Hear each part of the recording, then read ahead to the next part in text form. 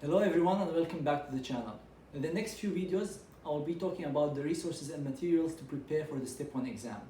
As you know, there is an overwhelming number of books and materials to prepare for this exam. And considering that you have limited time, you have to choose the best materials that will get you the score you're looking for. Before we dive in the details of these materials, I want to highlight three important factors that you should consider before choosing the materials. The first is your medical knowledge, and this depends on three important factors. The first one is the time you studied the Step 1 materials, because some students just finished studying anatomy, physiology, pathology in their medical school and they're taking Step 1 in few months, and in this situation the information they've studied during their medical school is fresh, while others have studied these materials long time ago. It can go up to 10 years or 20 years if they're practicing physicians now and they want to practice in the US and do residency in the US. So the time when you did the Step 1 materials in your medical school plays an important role in choosing the materials you're going to be preparing from. The second one is how well you studied these materials during your medical school. Some students don't put much emphasis on the basic science subjects, and in this situation they have to have a different strategy for selection of materials compared to those who studied these materials very well during their medical school. The third one is whether you've taken another exam prior to Step 1. I covered in a previous video which step you should start preparing for, but if you've taken Step 2 before Step 1 or you've studied for another medical exam prior to taking Step 1, the strategy and the materials will differ compared to those who are starting with Step 1 as the first exam.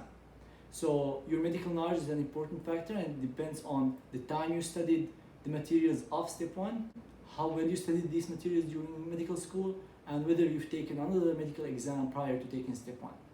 The second factor is the target score, and this varies based on the specialty. Some specialties are more competitive and require higher step scores, while others do not. So for you to have a good idea about the average scores for each specific specialty, I recommend going to the NRMP data, charting outcomes, and look for the specific category of applicants you belong to. For example, if you are a US senior medical student, you can go and look for the average scores of those who match into the specific specialty you're looking for, compared to those who did not match. If you are an international medical graduate, you can look at the information related to this type of applicants. However, the NRMP data gives you an average score of all the programs across the country, and there is variation in the scores between these programs. Some programs are more competitive than others and also look for higher scores, and this is not reported in the NRMP data. So if you're looking for a specific program and you want to have an idea of what score they're looking for, you can ask the residents or the program director or the faculty at that specific program, and they can give you an idea of the range of scores they're looking for and if they have any cutoff. Because you don't want to spend more time using more resources if that score is not going to help you in matching. So the target score varies based on the specialty you're looking for and the program you want to match at. The third factor I think is the most important one, which is time. How much time do you have to prepare for Step 1? Which will change the amount of resources you can study from. Some students have to take the exam at specific time. For example, most US students have to take Step 1 between their second and third year, and they take dedicated time of around 6 to 8 weeks to prepare for that exam. So if they want to study more materials, they have to do that during their first and second year of medical school. Some students, on the other hand, can take their Step 1 during their third year. International medical graduates can take Step 1 at any time, but if they want to do electives, these electives generally ask for Step 1, and you have to do it before you graduate so you can do the elective. So the amount of time you have will change the materials that you should be preparing from. Generally, I like to divide the time preparing for Step 1 in three phases. The first one is building the bases, where you go and understand the concepts of the materials included in Step 1.